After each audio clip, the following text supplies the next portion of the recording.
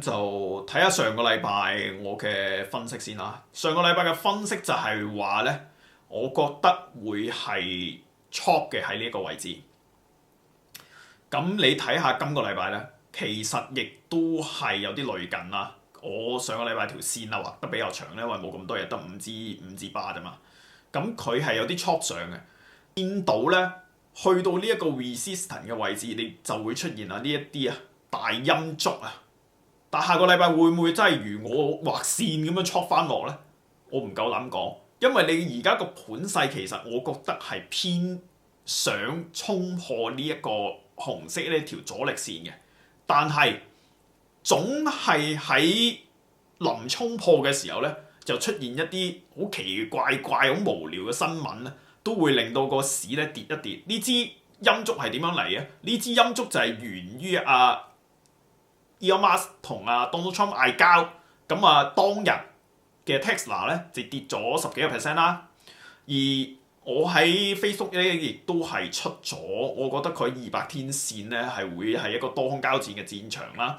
咁第二日咧又的確咧出現一個問題，就係佢升到200天線呢個位咧，就俾呢個空方打翻落嚟，然之後咧個收咧就係收喺50天線以上。你話好差又唔算，但係好明顯就唔係十分好。對於呢一隻股票嚟講，咁當然佢可以 set up 2日再大嘅，所以觀察多2日先啦。我就唔覺得200天線已經成為咗個阻力嘅，咁暫時可以再觀察。另外就係我係出過一個 post 啦，星期5嘅夜晚啦，咁就話呢一個 Nasdaq 100嘅期貨係有衝破呢一個紅色呢一條線嘅舉動，但係掂到就 rebalance。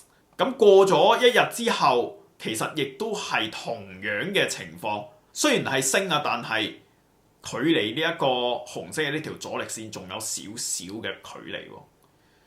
咁會唔會佢又開始升多少少，掂到佢又 rebalance 咧？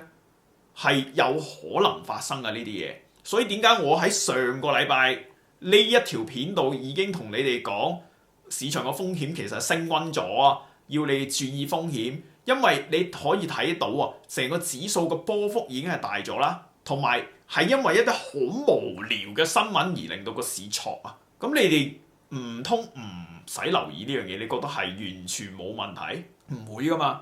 同埋我再留意到一樣嘢，就係羅素2000。羅素2000咧就係小型股嘅指數，呢一個係周線圖嚟嘅。羅素2000呢一啲小型股有咩特別咧？就係佢升咧就唔係升先嘅，佢係追落後嘅；跌咧就跌佢先嘅。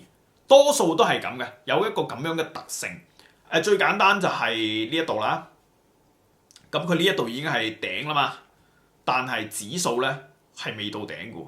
係呢一度嘅，指數係呢一度先到頂，但係佢已經跌咗波。同埋你要再留意一樣嘢，就係我而家留意到嘅，你見到羅素2000而家有一個咁樣嘅 V 型嘅反彈。咁呢一種嘅 V 型反彈，你邊一度見到呢？就係呢一度。呢一個係22年嘅時候，我之前好似上一條片定咩都講過，係試過喺200天線上下戳得好犀利。而呢一個羅素2000係200周線嚟嘅，上下戳。所以佢個波動咧就會好大啊！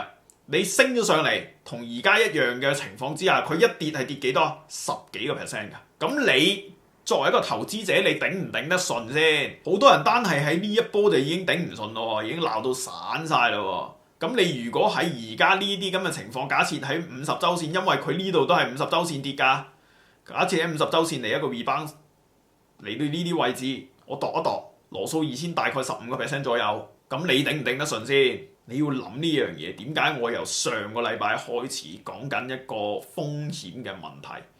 當你聞到陣除，你就開始要做嘢㗎啦。